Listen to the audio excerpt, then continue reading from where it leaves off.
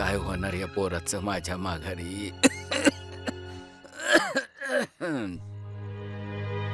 सखू, तुझं पोर आता मोठं झालं ग. स्वतःच्या पायानं समज करताय. अगं हात असणाऱ्यांना लाज वाटल एवढं काम करताय ते. तू आज हवी होतीस ग सखू.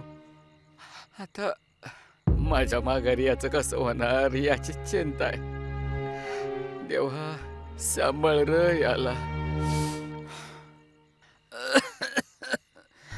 देवा अरे देवा, अरे देवा.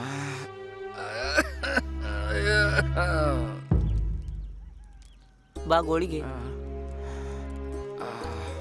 आई ग देवा.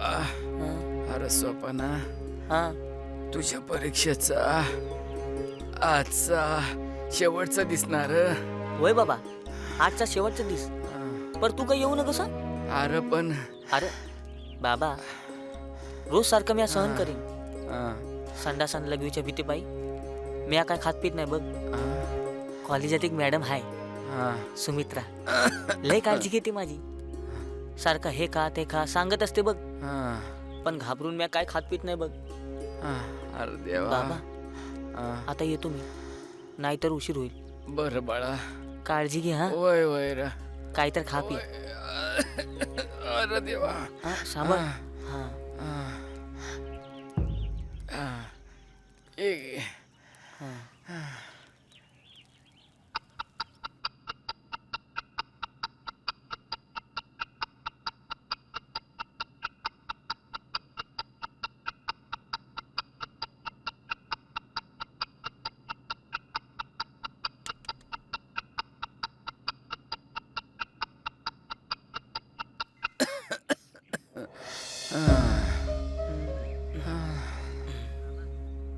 देवा. बाबा, आज माझा निकाल आहे, मला आशीर्वाद द्या. जा बाळा जा. तू चांगल्या मार्कानं पास होशील. हा, तुला मोठं व्हायचंय ना. बाबा दवाखान्यात जा की. म्या सोडू. नाही ना ग, मी जातो. हा जा तू जा. येतो.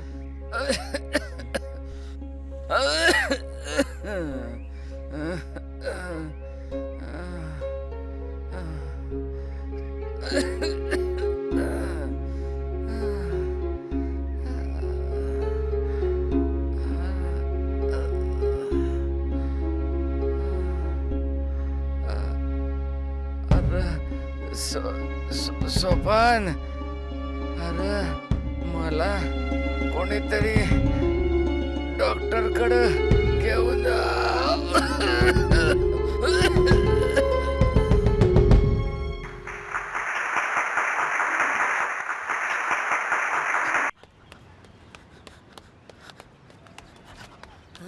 अरे सोपान, बरायला भेटलास.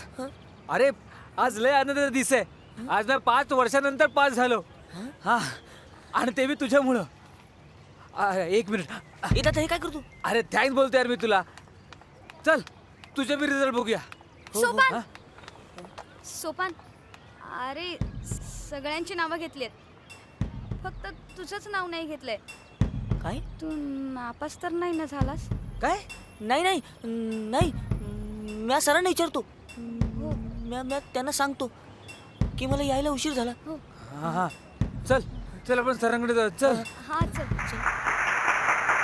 नमस्कार विद्यार्थिनींनो, आता सर्व निकाल वाचून झालेले आहेत.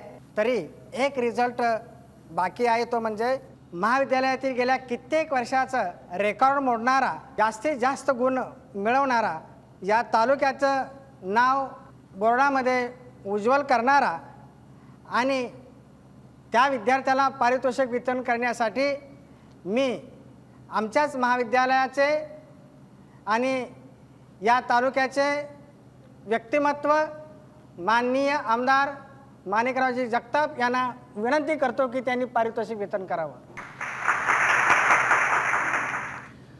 या कॉलेजचे सन्माननीय प्राचार्य सन्माननीय व्यासपीठ, उपस्थित असणारा सर्व विद्यार्थी वर्ग, मी प्रथमतः या कॉलेजचा आभार मानतो. ज्या कॉलेजमध्ये मी शिकलो, ज्या कॉलेजमधून मी प्रेरणा जिद्द घेतली, माझ्यातला आमदार मी विसरलोय आणि माझ्यातला विद्यार्थी जागा झालाय. मित्रांनो, तो काळ वेगळा होता की ज्या काळामध्ये शिक्षणासाठी आम्ही धडपडत होतो, काम करत होतो. आजचं माहिती आणि तंत्रज्ञानाचं युग आहे. विद्यार्थी बदललाय. बदलल्या परिस्थितीमध्ये शिक्षणाची पद्धत देखील बदलली आहे. तुम्ही शिक्षणाला घरातून निघता, कॉलेजमध्ये येता, पण कॉलेजमध्ये आल्यानंतर प्रामाणिकपणे जो वर्गातला पिरियड आहे तो आपण अटेंड केला पाहिजे. मी काही प्राध्यापकांशी आता या ठिकाणी चर्चा केली. प्राध्यापकांनी मला सांगितलं की आज आमच्या वर्गामध्ये 120 विद्यार्थी आहेत.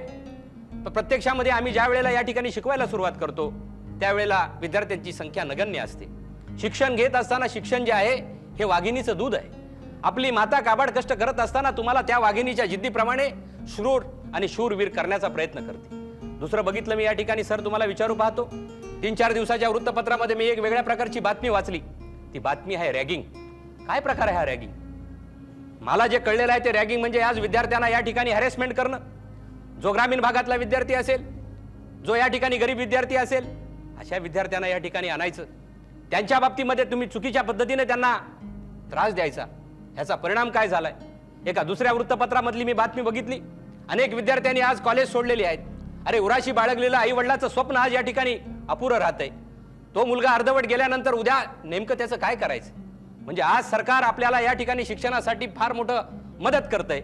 आई वडील या ठिकाणी कर्ज काढून तुम्हाला शिक्षण देण्याचा प्रयत्न करतंय. हे रॅगिंग कुठल्या परिस्थितीमध्ये बंद झालं पाहिजे आणि ही जबाबदारी ज्या पद्धतीने पालकांची आहे, त्या पद्धतीने ज्या संस्था तुम्ही चालवत आहात, ज्या संस्थेमध्ये हे कॉलेज आहे, या कॉलेजच्या प्राचार्यांची, प्राध्यापकांची आहे, कुठल्याही परिस्थितीत बंद झालं पाहिजे असं एक आमदार म्हणून माझी या ठिकाणी भूमिका आहे.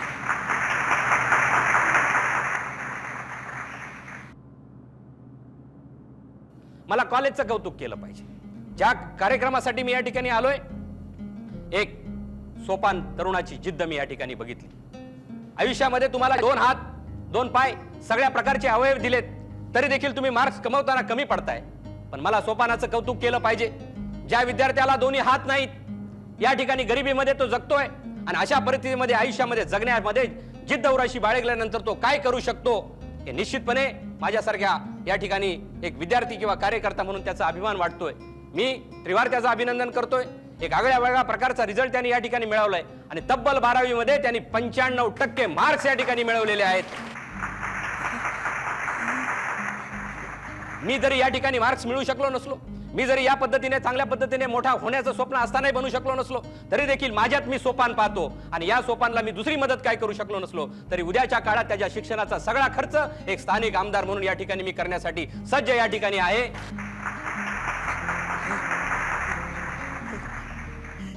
मी सोपानला या ठिकाणी विनंती करतो की जे काही माझ्यासारख्या छोट्या माणसाच्या हातून तुझं या ठिकाणी कौतुक केलं जाणार आहे ते स्वीकारण्यासाठी तू या ठिकाणी हजर व्हावं.